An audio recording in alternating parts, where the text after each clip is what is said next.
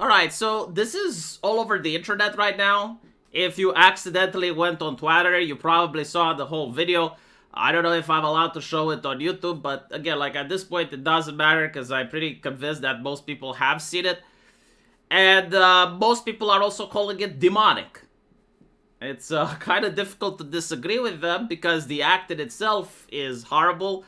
The fact that a person twice the size of this lady attacked her for no reason whatsoever.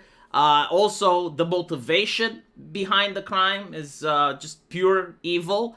And more importantly, the reaction of the media and the reaction of the authorities regarding this crime. All of the things put together lead people to look at it and say, yeah, it's demonic. And so, what is the first issue? Well, the first issue is trying to understand the mindset of the criminal.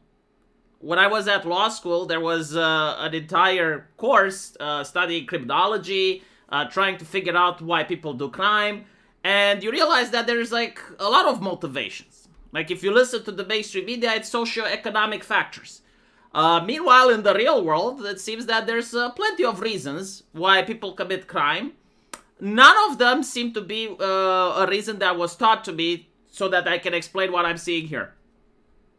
What I mean by this, why do people commit crime? Well, it can be crimes of passion, crimes that are done out of emotion.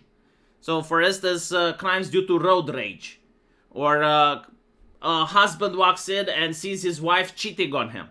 Like, again, I'm not trying to justify what criminals do, but, you kind of can understand that if a human being gets overcome by emotions and he's not able to control them in a fit of rage, like, out of millions of people, some of them will give in and commit crimes, right? So, like, it's understandable, kind of makes sense. Crimes that happen due to social pressure, like, you have a gang member and he gets disrespect, and his other colleagues say, hey, are you going to tolerate that? You're going to allow that to stand? Now, he can't allow that to stand because then his colleagues turn on him, right? Then he becomes punked. So these are crimes that happen due to the social relationships, the inner group relationships that humans have. Again, not justifiable, but like when you see it, you kind of understand what happened there, well, what caused the crime to happen. Crimes that happen because of material gain. Again, the left calls them socioeconomic, but it's not always socioeconomic. It can be like a person that already has money and wants to become richer.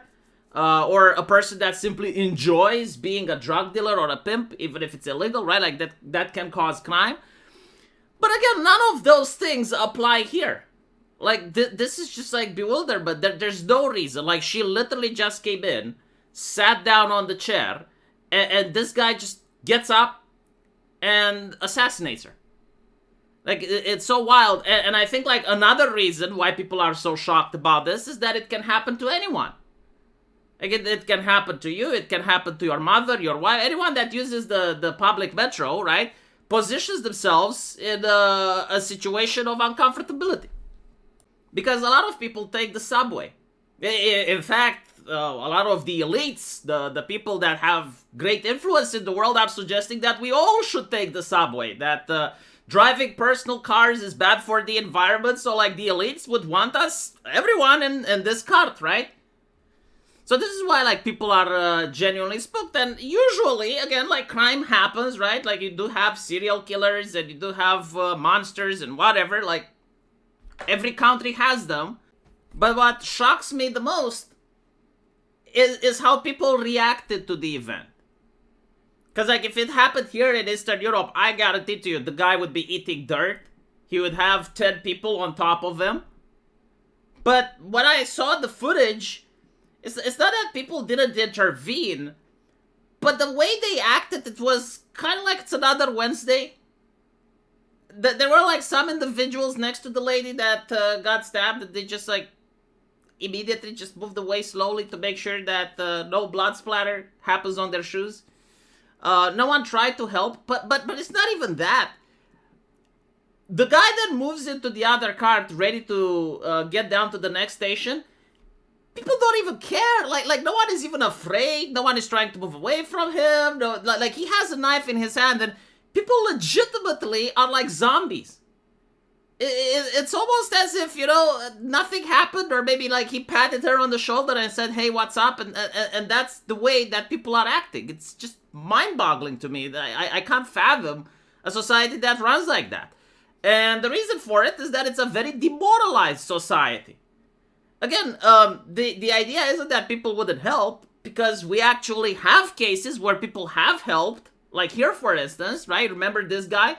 Now, he was on every single news channel, and the reason that he got in trouble is because when trying to help, he had to put the perpetrator in a chokehold, and he didn't want to do it, but apparently the guy passed away. And so the leftist media assaulted him with articles after articles after articles demanding that he be locked up. Like in a normal society, people that risk their safety in order to protect others are being glorified. In a demoralized society, it's not even the fact that they're neutral, it's that they're demonized. And so you can't be surprised when you see an action like that no one wants to help. But I am still surprised over the fact that you see an action like that and people aren't even scared. People act like it's normal. So after days of people begging the liberal media to cover this, it's like, please put some cameras on this. Like, it's all over Twitter. Like, at this point, everyone knows, but at least, save your reputation and show that you actually care, and you're not just there as emotionless people working for a corporation. And after days of people doing that, we're at step 4. Right? So step 1, it's not really happening. Step 2, yeah, it's happening, but it's not a big deal. Step 3, it's a good thing, actually. And step 4, people freaking out about it are the real problem. And so after 3 days, after everyone has saw it, and they're like, okay, well, ignoring it doesn't serve any purpose, they thought to put a spin on it. And here you have Axios, right, basically looking at this event and saying that, the problem is that MAGA influencers are seeking to elevate the issue of violent urban crime. And from their own article, listen to this, right? The rising number of surveillance camera in public spaces, including Charlotte's light rail, have become a big accelerant in these cases. Like, in other words, like, their problem isn't that it happened. Like, their problem is the cameras. Like, if only we didn't have the cameras, the world would be such a better place. Wouldn't you like being in a country where people just don't see what's happening? Isn't it a lot nicer? Like, ignorance is bliss. Those pesky cameras are spooking the public. To be fair, this actually does remind me of Europe during the early migration crisis. Like back then when you used to have like a terrorist attack a week. Do you guys remember that? Like you would go onto the workplace and you say, hey, have you seen the latest attack? And people would be like, which one? Because like literally they wouldn't know. There were like 3 or 4, like the media was constantly talking about it. And so they needed to put political correctness and safetyism in order to basically say, okay, the attacks happened, but what's worse is that people are talking about them. Like discussing the thing is actually worse than the thing itself. And this is kind of the same energy that we're seeing now. It's absolutely wild. I'm actually curious, like, what would have happened if Elon Musk didn't buy Twitter? Because you don't get to see this on Reddit in the first few days. You don't get to see this in the mainstream media in the first few days. The only place that it was actually shown was on Twitter. And only when it blew up and it became very difficult to ignore and everyone knew about it, that's when they started talking about it. And when they did start talking about it is, well, with reports like this, it's like, God damn it, those pesky cameras. Why do we have, like, so much surveillance? Can't we have a little bit less? And by the way, a lot of people with the Ukrainian flag accounts, you know, like, they're on Twitter, because back in the day, I would see someone with a Ukrainian flag, and I would say, oh, a fellow Eastern European. Like, surely they must have something intelligent to talk to me about. And I would engage with them in conversation, and they would have, like, some of the most far-left lib shit takes imaginable. And I would be like, oh, okay, so this is not an Eastern European. It's an American from California. Okay, I see.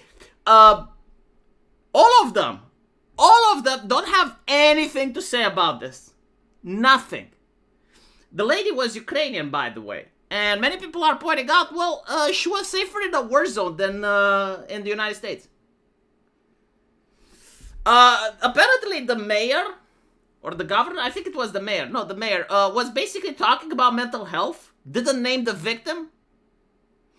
There's another misconception about mental health. I saw Sargon tackling the issue as well, and it was basically about mental asylums and how like what do you do if the people that get released don't want to take their meds? The main problem, and I'll tell you this, a lot of people don't want to talk about it, but it's true. If you see a person that has a broken spine, like let's say they're in a car crash, right? And they have a broken spine and they're never going to be able to walk again. Like there's no surgery available for them. There's no modern medicine that can treat them. Like that's it. Their spine is broken. That's how they're going to end up for the rest of their life, right? And when it comes to like things that affect the body, like we can admit that is the case. Like we can say, okay, there's limitations to science. Why is it so difficult for leftists to understand that the same thing can happen with someone's mind? Like there can be certain things that affect the brain, like whether it's congenital from birth. Like, for instance, some babies can be born without being able to walk, ever. Like, that can happen, right? Some people can also be born with mental illness that will never be fixed. Other people can go into a car crash and then be paralyzed. Other individuals can take drugs that fry their neurons or completely destroys their endocrine system. And that's it. There is no more treatment. Like, you don't get treated for that. Like, that's how you're going to be up until the end of your days, right? And whether it's schizophrenia, whether it's paranoia, whatever the case may be, you have a person that may not understand that what they're doing is evil because they don't even know what planet they live on. And there's no pills to make them good again, right? So, like, what do you do with those people? Well, it used to be the idea that the responsibility of the government is to keep people safe, and they would have padded rooms for those people. It's like, okay, if you put them in a prison, you can't turn them into productive members of society if they do not understand that what they're doing is wrong, right? And so, like, if the only solution is to put them in a padded prison, then you have, like, the human rights groups complaining. But it's interesting how the human rights groups never complain about the rights of this person that was stabbed to death. Let me know what you guys think, and as usual, I will see you in the comment section. Take care.